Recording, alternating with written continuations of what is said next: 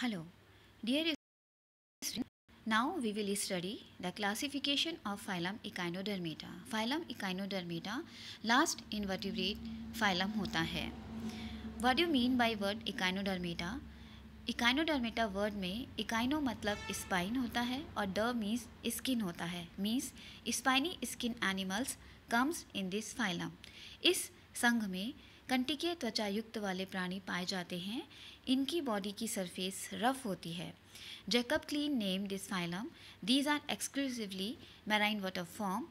Organ system grade of body organization is present in these animals. These are triploblastic coelomate and radially symmetrical pentamerous form. Means इनमें पंच अरीय समिति पाई जाती है.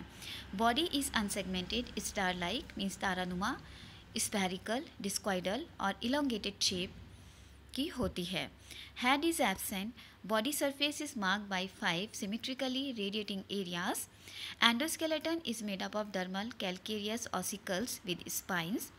Water vascular system is present and this water vascular system is of coelomic origin. Coelom is of anthrocoelic type, means coelom is formed by the formation of lateral pouches from the archintron. Alimentary canal is straight or coiled.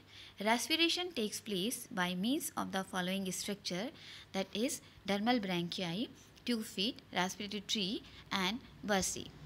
Dear student, you can see that in the animals of phylum Echinodermata, water vascular system is present, while in Poriferans, water canal system is present. Water vascular system means जल संवहन तंत्र and water canal system means जलनाल तंत्र. देखा जाए तो combine दोनों का same function होता है कि दोनों में ही के द्वारा ही transportation of nutrition and excretory waste material होता है, as well as these systems are involve in the process of respiration. But basic difference क्या है कि इकाइनोडर्मेट्स में वाटर वेस्कुलर सिस्टम लोकोमोशन में इम्पॉर्टेंट रोल प्ले करता है, जबकि पॉरीफेरन्स सेसाइल होते हैं तथा इनमें वाटर कैनाल सिस्टम का लोकोमोशन से कोई भी लेना देना नहीं होता है. Nervous system is without a brain in these animals. These animals have poorly developed sense organs, include tactile organs, chemoreceptors, terminal tentacles, photoreceptors and statocyst. Statocyst एक balancing organ होता है. No excretory organs are present in these animals. These are usually dioecious. Gonads are large and single. Fertilization is external. Development is indirect through free swimming larval form. These animals have great power of regeneration. एक star fish में regeneration की great power present होती है. यदि इसकी 4 arms को एम्पुटेट कर दिया जाए, रिमूव कर दिया जाए, तो सेंट्रल डिस्क के साथ में इसका जो एक आर्म बचती है, arm plus central disc is together known as comet. Now the classification of phylum Echinodermata. Phylum Echinodermata is classified into 2 subphylum, that is subphylum Leutharozoa and subphylum Palmatozoa. Subphylum Leutharozoa में free swimming echinoderms आते हैं, जबकि पैलमेटोजोआ में stock, sessile, sedentary echinoderms आते हैं. Subphylum Leutharozoa is again classified into 4 classes: Asteroidea, Ophiuroidea, Echinoidea and Holothuroidea, while Palmatozoa subphylum has only one class, that is Crinoidea. Now we come to the class first, that is Asteroidea. Class Asteroidea में पाए जाने वाले animals को हम star fish और सी star means इन्हें सामान्यतः तारा मछली कहा जाता है. In these animal 5 arms are present that are not sharply marked off from the central disc. Anus and madreporite are present on arboreal surface. 2 feet are present with sucker. Pedicellari are present. These are free living, slow creeping, predaceous and scavenger animals. Example is Asterias. Now what is, आप इस figure में देख सकते हैं कि एक star fish में 5 arms present होती है. Now what is pedicellariae? In echinodermates in which pedicellari are present. Pedicellari are of two type, that is forceps और straight type means चिमटी नुमा होती हैं, या फिर सीजर्स और क्रॉस टाइप मीन्स कैंची नुमा होती हैं. इनका फंक्शन होता है, these are use for protection, removal of debris and capture of small prey. Starfish water में प्रेजेंट होती है, स्लो क्रीपिंग मूवमेंट शो करती है. इसकी सरफेस पर डर्मल ब्रैंकियाई प्रेजेंट होते हैं जिसके थ्रू ये रेस्पिरेशन करती है.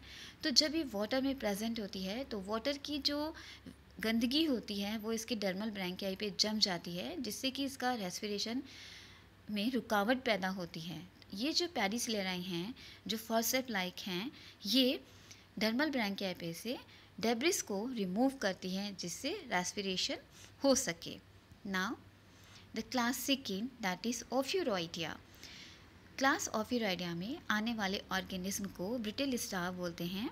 इनकी बॉडी स्टार लाइक होती है. Body is star like with arm sharply marked off from the central disc. In these animal, pedicellari are absent.